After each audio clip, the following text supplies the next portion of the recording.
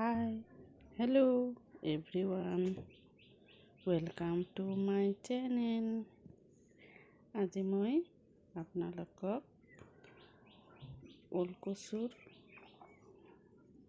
Recipe share কৰিম।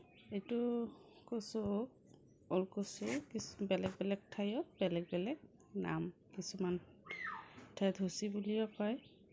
এইবিলাক পাহাৰীয়া অঞ্চলত বেছি পোৱা যায়। এইটো বনাব হ'লে ফাৰ্ষ্টত এই ঠাৰিখিনিৰ বাকলিখিনি গুচাব লাগিব। তাৰপিছত মই যেনেকৈ পিচ কৰিছোঁ, কিছুমানে বেলেগ কৰিও এইবিলাক কাটিব পাৰে।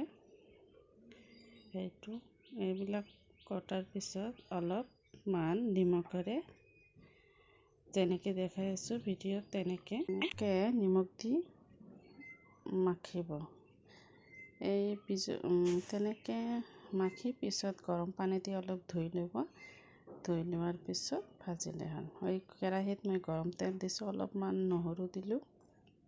তাৰপিছত পিঁয়াজ, জলকীয়া এইখিনি দি অলপ পিঁয়াজখিনি ভাজা হ'লে, তাৰপিছত কাটি ৰখা ধুই লোৱা ওলকচু দি দিলোঁ। এইখিনি দি দিলোঁ। নিমখটো অলপ কমেই দিব, যিহেতু নিমখ দি মাখা হৈছে, সেইকাৰণে নিমখ দি মাখিব। এইটোত বেছি মছলা নালাগে, অকল নিমখ দিব আৰু অলপমান হালধি দিলেই হ'ল। বাকী একো মছলা নালাগে।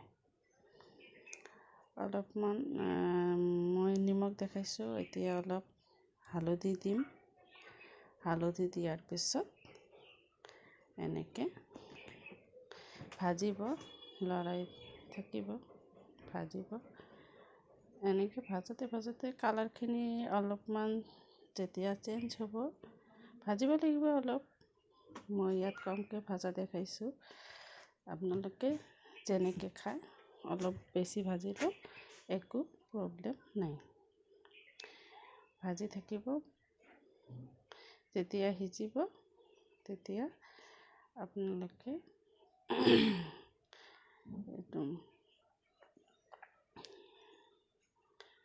এনেকৈ অলপমান লৰাই থাকি, তাৰপিছত ঢাকনি দি 10 মিনিটমান ভাজিলে হৈ যাব।